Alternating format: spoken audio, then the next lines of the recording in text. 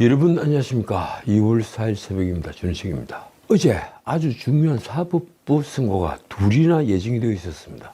하나는 온 국민적 관심사가 된 마은혁 헌법재판관 임명 문제입니다. 최상목 대통령 권한 대행은 여야 간의 합의가 불투명하다는 이유로 마은혁 헌법재판관 임명을 보류했고, 국회의장 의원식은 대담하게도 독자적으로, 그러니까 국회 의결 없이 국회의장 독자적으로 권한쟁의 심판 청구를 했습니다. 헌법재판소는 미리 결론을 내둔 것처럼 단 한 번의 기일만 진행한 뒤에 선고기일을 잡았습니다. 그런데다 천재인 공보관은 사흘 전이죠. 헌재 결정에도 최상목이 임명을 하지 않으면 이는 위헌이며 위법하다, 이렇게 말하기도 했습니다. 헌법재판관이 아닌데 이런 말을 할 수 있는가요? 마치 결론을 정해놓고 하는 재판 같았습니다. 그런데 그 선고가 연기되고 변론이 재개됐습니다. 그리고 또 하나, 이 국민의 관심을 끈 것은 박영수 특검 때부터 이재용 삼성 회장을 반드시 사법 처리하겠다, 그렇게 말을 해온 검찰이 다시 패퇴했다는 소식입니다. 정확하게는 삼성을 수사한 검찰이 패퇴를 한 겁니다. 검찰 전체가 패퇴를 한 것이 아니라, 말하자면 문재인 정권 때 한동훈 제3차장이 지휘를 한 검찰이 패퇴를 한 겁니다. 어제 오후 2시에 이재용 회장은 삼바분식 회계 의혹 사건의 항소심에서 무죄를 선고받았습니다. 1심에서 모두 무죄를 선고받은 지 약 1년 만입니다. 서울고법 형사 13부 백강진 부장판사가 무죄를 선고하면서 말한 이유는 이렇습니다. 검찰이 공소사실을 입증하기에는 합리적 증거가 충분하지 못했다. 이 사건은 1심에서 무죄가 선고되자 이제 삼성을 놓아주라 하는 국민적 요구가 아주 빗발쳤죠. 언론사 사설만 해도 제가 몇 개나 읽은 기억이 납니다. 그런데 검찰은 항소를 강행했습니다. 그러면서 검찰은 항소심에서 무려 2144건에 달하는 추가 증거를 재판부에 제출을 했습니다. 그리고 지난해 8월 2015년 삼성 바이오로직스 회계 처리에 문제가 있다, 이렇게 판단을 한 서울행정법원의 판결을 근거로 이 회장의 부실회계 혐의에 관련해서 예비적 공소사실을 추가하는 등 공소장 변경에 나서기도 했습니다. 반드시 이재용을 잡겠다, 이런 뜻으로 보였습니다. 말하자면 삼성그룹 와해 작전을 펼치는 듯 했는데 그 사건이 이제 사실상 종지부를 찍은 것입니다. 이른바 삼바 분식회계 의혹에서 3일 무죄를 선고받은 이재용 회장 측은 선고 뒤에 기자들에게 이렇게 소감을 밝혔습니다. 수사와 재판 과정에서 긴 시간이 지났다는 말씀을 드리겠다. 얼마나 고통스러웠으면 이런 표현을 했겠습니까? 그리고 보니 수사기간을 빼고도 지난 2020년 9월 검찰이 이 회장을 기소를 한 지 무려 4년 5개월 만인 이날, 법원은 마침내 이재용 회장과 당시 미래전략실의 최지성, 장충기 사장 등 삼성을 움직이던 이들에게 더 씌워졌던 19개 혐의, 그 19개 혐의 모두에 대해서 무죄를 선고했습니다. 제가 한 말씀 드리자면 이 사건은 공권력이 어떻게 한 개인을 피폐하게 만드는지 보여주는 대표적인 사건으로 기록이 될 겁니다. 상대가 이 나라 재벌인데도 그런데 보통 사람이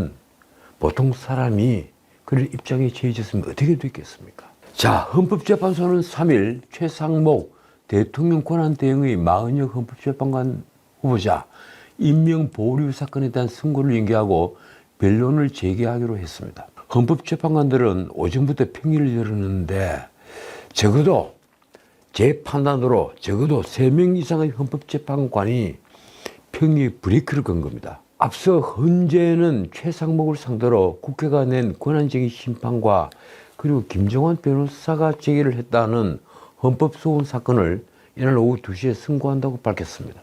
그런데 선고 2시간 전에 권한쟁의 심판은 2월 10일 오후 2시에 변론을 재개하고 헌법소원 사건은 무기한 선고를 연기한다고 알린 것입니다.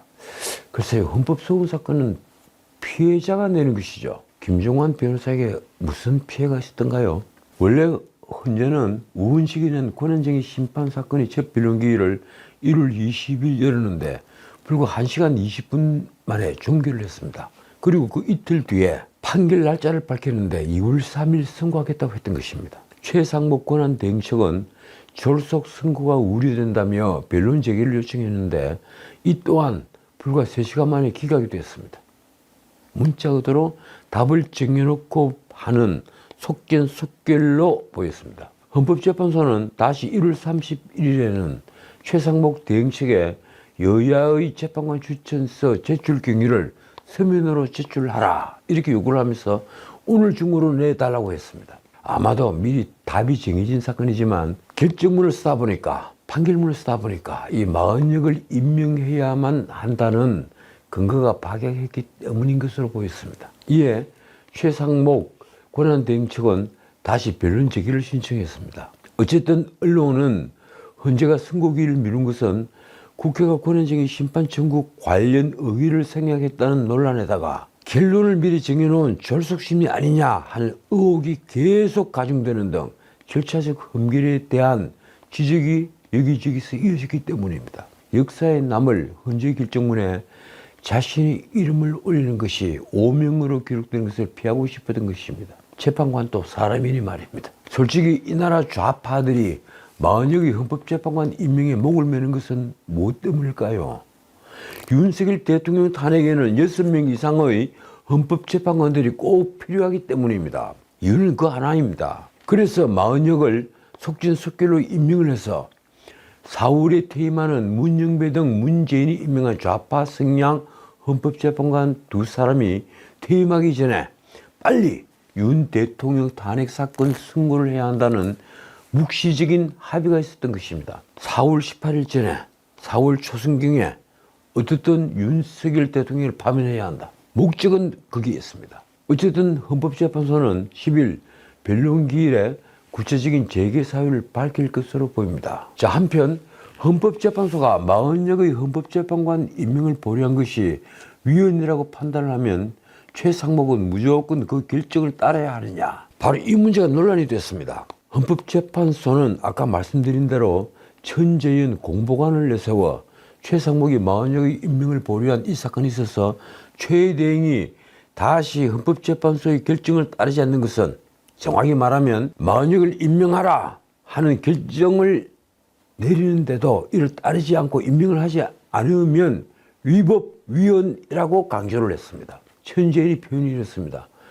권한쟁의나 헌법소원이 인용되는데 이를 따르지 않으면 헌법과 법률을 위반하는 것이다. 헌재 결정에 강제적인 집행력은 없지만 이를 따르지 않아도 된다는 것은 아니다. 그래서요, 이 천재인 헌법재판소 공보관, 이분은 무엇이관데 이렇게 단정적으로 얘기를 하는 겁니까? 헌법재판관이 아닌 자가 이런 식으로 기자들에게 말을 한다는 것은 헌법재판소에 미리 40역을 반드시 임명해야 한다는 내부적인 합의가 있다는 것을 보여주는 것밖에 되지 않습니다. 헌법재판소 전체가 예단을 갖고 있다는 말입니다. 언론 보도에 따르면 최상목은 헌법재판소가 위헌 결정을 내리더라도 40역 후보자를 곧바로 임명하진 않는다 하는 방침을 세운 것으로 알려졌습니다. 제가 뒤에 설명드리지만 정치권과 법조계에서는 같은 주장이 쏟아졌습니다. 헌법재판소가 어떤 결정을 하더라도 40역을 임명할 필요가 없다, 이런 주장이 여기저기서 쏟아진 것입니다. 40역 후보자의 임명에 관련해서 헌재의 판단은 강제력이 없는 권고적 성격의 것으로 봐야 한다. 자, 헌법재판소의 편향 논란도 계속됐습니다.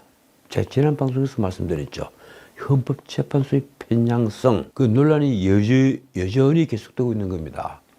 헌법재판소는 윤석열 대통령 측이 문영배, 이미선, 정계선 재판관에 대해서 대통령 탄핵 심판에서 스스로 빠져야 한다, 그러면서 낸 회피 촉구 신청서, 그래서 이게 제목이 신청서로 되어 있는지 의견서로 되어 있는지 저는 정확히 보지를 못했습니다만 언론 보도를 보면 회피 촉구 신청서라고 하는 데가 있고 의견서라고 하는 데도 있습니다. 그 의견서에 대해서도 검토 중이라고 밝혔습니다. 천재인 공보관은 당사자가 제출한 의견은 재판부에서 모두 검토하고 있다고 말했습니다. 물론 그렇겠죠. 다만 재판관 회피에 관한 윤석열 대통령 등 당사자의 신청권은 존재하지 않는다고 했습니다. 현재일이 말이 이렇습니다. 재판관이 스스로 판단해 회피를 신청하고 재판장 허가를 받아 빠질 수 있다. 글쎄요, 제가 지난 방송에서도 말씀드렸지만 남편이 윤 대통령 탄핵을 촉구하는 모임에 나가고 그리고 동생이 그 비싼 일에 종사를 하는 그런 상황에서 재판관들이 윤 대통령 탄핵 소추안을 심리를 한다면 우리는 그걸 어떻게 봐야 할까요? 지금 윤 대통령 탄핵 심판의 재판장은 문영배 헌재소장 권한대행입니다. 어떻든 최상목 대통령 권한대행이 민주당이 추천한 마은혁 헌법재판관 후보자를 임명하지 않은 데 대해서 국회의장 우원식이 헌법재판소에 청구를 한 권한쟁의 심판 사건은 청구인의 자격에서부터 재판 진행의 속도 등 여러 절차적 흠결 논란이 지금 끊이지 않고 있습니다. 다시 한번 정리하면 이렇습니다. 첫째, 우원식이 권한쟁의 심판을 신청할 자격이 있느냐 하는 문제입니다. 언론에 나온 강민구 전 부산지방법원장은 자신의 페이스북에 이렇게 정리를 했습니다. 아무리 급해도 절차적 적법 절차는 모든 재판 절차에서 필수다. 국회의장이 권한쟁의 심판 신청서를 접수시키면서 국회의 의결 절차를 누락한 것은 당연히 각하사안이다. 쉽게 말해서 듀 프로세스 오브 로우, 이 적정 절차의 중요성을 다시 한번 강조한 겁니다. 최상목 대통령 권한대행의 대리인단 역시 1일 헌재에 낸 참고 서면에서 우원식 국회의장의 권한쟁의 심판 청구가 부적법함으로 각하되어야 한다고 주장을 했습니다. 각하는 기각과 달리 소송의 요건을 갖추지 못한 상태니까 심리를 하지 않고 끝내는 것을 말합니다. 심리할 필요가 없다. 그런 거죠. 최상목 대행의 대리인이 주장이 이렇습니다. 이 사건 청구인은 국회이고 국회의장은 국회의 대표자일 뿐이다. 그런데 의장이 국회 본회의 의결을 거치지 않은 채 직권으로 청구를 할 수가 없다. 우원식이 권한쟁의 심판을 청구할 때 별도의 의결 절차가 없었기 때문에 청구인 자격이 없다는 것입니다. 국회는 의결기구죠. 의결기구에서 그 중에 한 명인 국회의장이 일방적으로 그 국회를 대표해서 권한쟁의 심판 청구를 할 수는 없다. 이 얘기입니다. 이 경우 헌법재판소는 당연히 이 청구를 각하해야 합니다. 최상목 대행 측은 2011년 헌법재판소가 민노당 이정희 등이 전시작전 통제권의 전환 일정을 2015년으로 연기한 행위는 조약 체결 비준에 대한 동의권을 침해한다며 이명박 대통령을 상대로 낸 권한쟁의 심판 청구 사건을 국회 의결 절차를 거치지 않고 냈다고 해서 각하를 한 사례를 근거로 들었습니다. 당시 헌법재판소는 개별 국회의원이 국회를 대신해서 다른 국가기관에 권한쟁의를 낼 수 없다고 판단했습니다. 그리고 이 판례는 아직도 살아있다고 봐야 합니다. 최상목 권한대행 측은 이런 말까지 덧붙였습니다. 이번 사건 결과는 대통령 탄핵 심판에도 영향을 미칠 수 있어서 더욱 신중한 심판이 요구된다. 사실 대통령 탄핵 사건에 연관이 되니까 더더욱 이것이 문제가 되겠죠. 국민의힘 원내대표 권성동 역시 2일 절차적 하자를 문제 삼았습니다. 이번 권한쟁의 심판 청구는 심각한 절차적 하자를 안고 있다. 청구인이 국회로 되어 있는데 실제로는 아무런 의결 절차도 밟지 않았다. 이에 대한 국회 측의 답변은 아주 옹색합니다. 헌법과 국회법, 헌법재판소법 어디에도 국회가 권한쟁의 청구를 할 때 의결을 거쳐야 한다는 절차를 요구하지 않는다. 헌재는 그동안 국회 관련 사건에서 의결이 없었다고 부적법하다고 보지 않았다. 그러나 헌법은 물론 국회법과 헌법재판소법에 당사자 적격 문제를 세밀하게 적어놓지는 않습니다. 헌재 측은 청구인 자격 문제는 재판부가 판단할 사항이라는 입장입니다. 그러나 근본적으로 국회는 의결기관이니 국회가 당사자가 되어 권한쟁의 심판을 청구하려면 본회의에서 의결 절차를 반드시 거쳐야 하는 것입니다.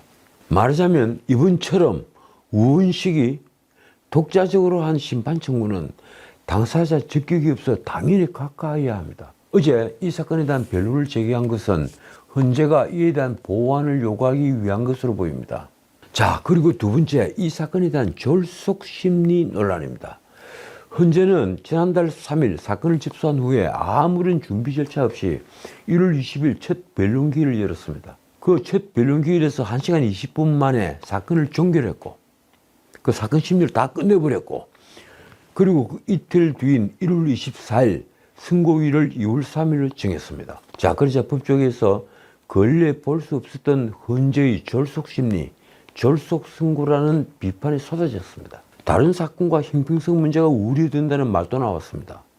무엇보다 헌법재판소는 최상목 권한대행적 대리인이 마흔역 후보자에 대한 여야 합의 내용 등을 확인해야 한다면서 여야 전현직 원내대표를 정인으로 신청을 했는데도 받아들이지 않았습니다. 이에 최상목 대행측은 졸속 선고가 우려된다며 변론 재개를 요청했지만 불과 3시간여 만에 기각을 했습니다. 그래놓고 선고를 사흘 앞둔 지난달 1월 30일 오후 1시쯤에 아까 말씀드렸다시피 갑자기 최상목 권한대행측에 여야의 재판관 추천서 제출 경위를 서면으로 헌법재판소에 제출해달라, 그렇게 요구를 하면서 그것도 오늘 중으로 내달라, 이렇게 요구를 했던 겁니다. 그게 말이 되는가요?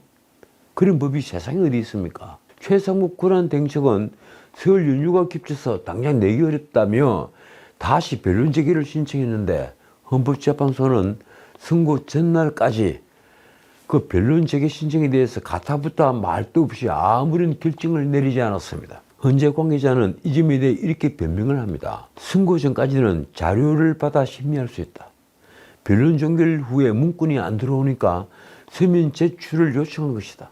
그러면서 통상 권한쟁의 사건은 준비 절차 없이 1회 변론기일만 열고 종결하는 경우가 대부분이라고 했습니다. 변론기일 횟수만 보고 졸속이라고 단정하기는 어렵다, 이런 변명입니다. 자, 그러자 중앙대 로스쿨의 이인호 교수가 이렇게 꼬집었습니다. 급하게 서면 제출을 요구한 것을 보니 결정문을 적다가 사실관계가 불분명했던 것 같다.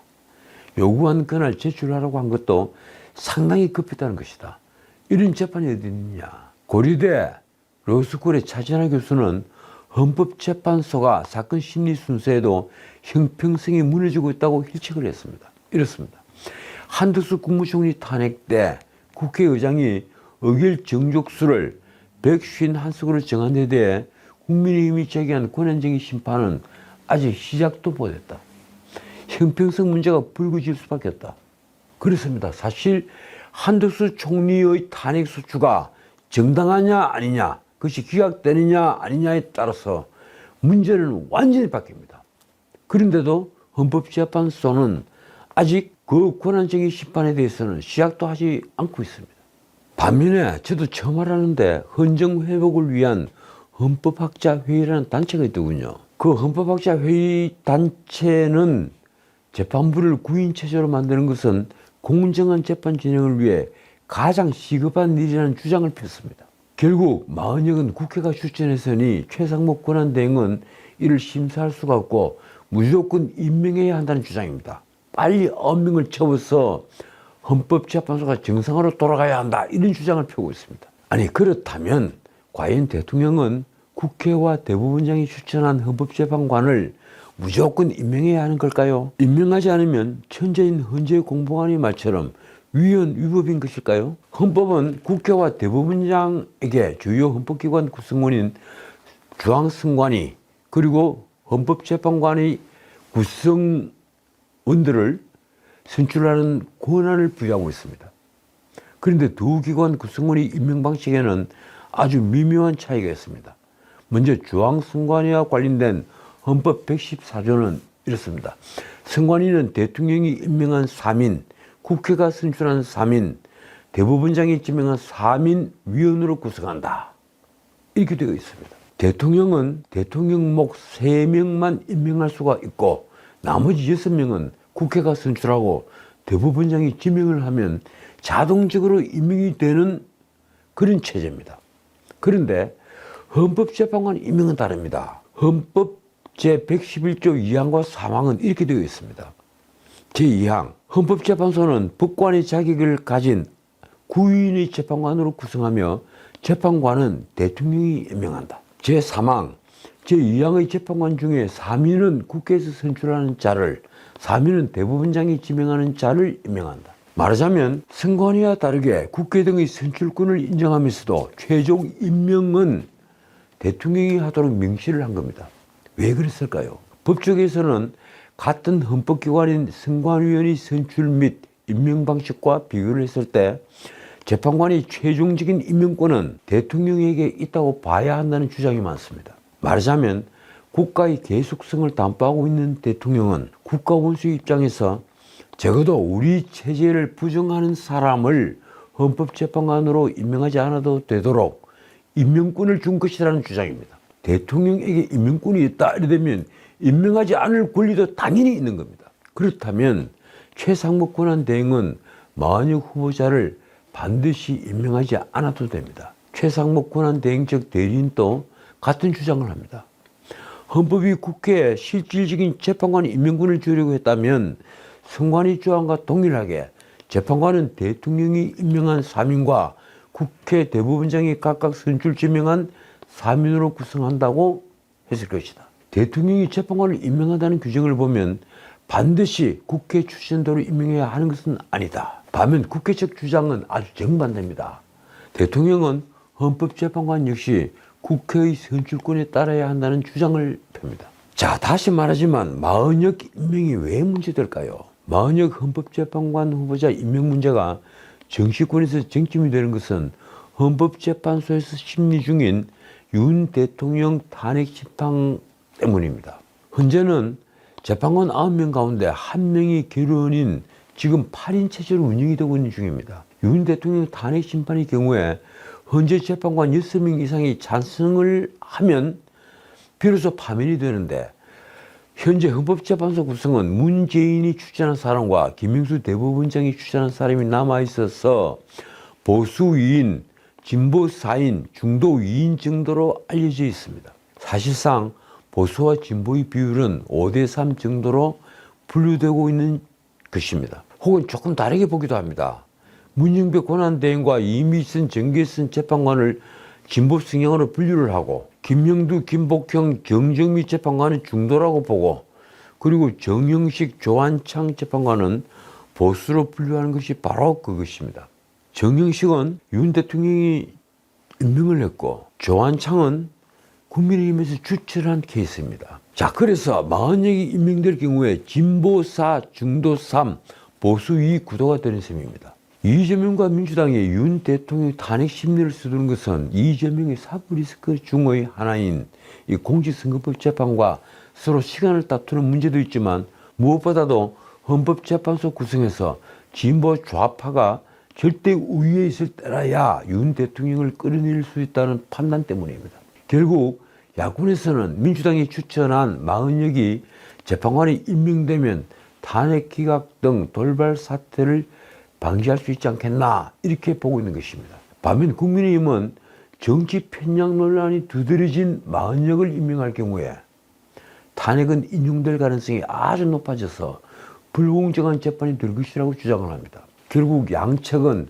여론전을 벌이면서 대중이 누구를 더 지지하느냐에 신경을 지금 곤두세우고 있습니다. 어떻든 헌법재판은 정치 순화적 성격을 가지고 있습니다. 바꿔 말하면 헌법재판 자체가 정의와 법리의 경계선을 벗어날 수는 없겠지만 대중의 의사를, 국민적 의사를 무시할 수 없다는 한계를 가지고 있습니다.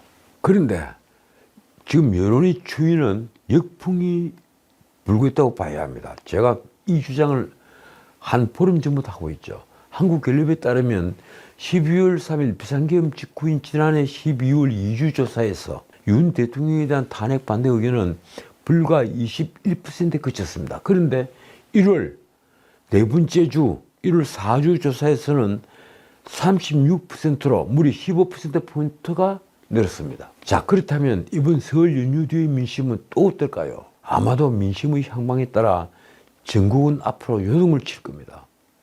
결론은 이렇습니다. 그동안 이재명의 사법 리스크가 현출하기 전에 윤 대통령 탄핵을 인용해서 그를 끌어내리고 조기 대선으로 가는 것이 이재명과 한동훈 등 반윤석열파의 최고 목표였습니다. 그래서 40여의 헌법재판관 임명을 세운 것인데 어제 평일에서 그만 브레이크가 걸린 겁니다. 제가 보기에는 그것은 우원식이 국회 의결 없이 권한쟁의 심판을 청구한 것으로 각하 대상이라는 데 문제의 심각성이 있습니다. 만약 얼렁뚱땅 하자를 치유해서 40역을 임명하지 않은 것은 위헌이라고 선고를 해도 최상목이 이를 곧장 수용하지 않을 명분은 이제 주어졌습니다. 이 경우에 이재명에게는 자신의 사법 리스크와의 시간 싸움에서 아주 불리한 위치에 놓이게 됩니다. 그렇지 않아도 국민 상당수에게는 공수처 수사에 이어 헌법재판소 재판까지 서둘러서 윤 대통령을 쫓아내려 하는 게 아니냐 하는 의심이 지금 팽배해져 있습니다. 광장에 모이는 국민들 숫자가 계속 늘어나고 있습니다. 솔직히 민주당이 40여 후보자를 선택한 것도 패착이 될 수 있습니다. 국민의힘은 40역이 과거 판사 시절 국회의사당을 폭력증부했던 민노당 보좌진 등에 대해 공소기각 판결을 내린 점을 명분으로 40역이 재판관 임명을 반대합니다. 국민의힘 관계자의 말이 이렇습니다. 40역의 경우 여야 합의라는 전통이 묵살된 채 민주당이 일방적으로 추천을 했고 재판관 임기 6년을 감안하면 헌법재판소 지형에 장기간 영향을 준다는 점도 무시할 수가 없다. 국민의힘 원내대표 권성동은 2일 기자회견에서 못을 박았습니다.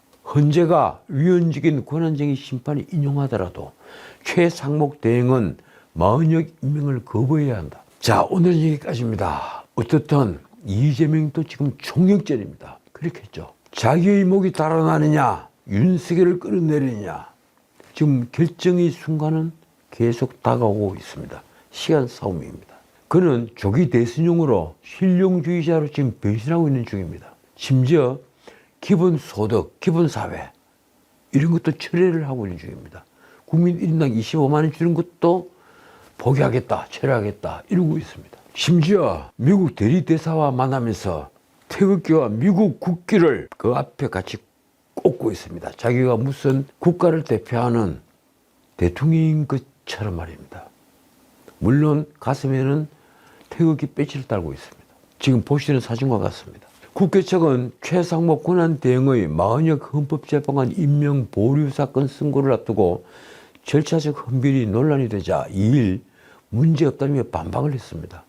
국회 측 대리인은 입장문에서 제가 아까 말씀드린 대로 권한쟁의 심판을 청구하는데 헌법과 국회법, 헌법재판소법 어디에도 의결 절차를 요구하지 않고 있다. 이런 주장을 펴니다. 그러나 아까도 말씀드렸다시피 입법을 하면서 그런 것까지 규정하는 입법 예는 없습니다. 단지 국회는 의결을 통해서 의사를 결정하는 의결기관입니다. 그렇기 때문에 권한쟁의 심판 청구는 국회의장이 독자적으로 할 수 없다는 것입니다. 국회의장이 권한을 침해당한 게 없기 때문이기도 합니다. 따라서 법조계와 정치권에서는 헌법재판소가 절차적 흠결을 이유로 이번 권한쟁의 심판 청구를 각하해야 한다 이런 주장이 많습니다. 법을 만드는 국회의장이 법을 어긴 바람에 법을 무시한 바람에 이재명에게 다가왔던 제로의 기회는 지금 사라질 운명에 처했습니다. 정의는 반드시 승리합니다. 지금까지 전우식이었습니다.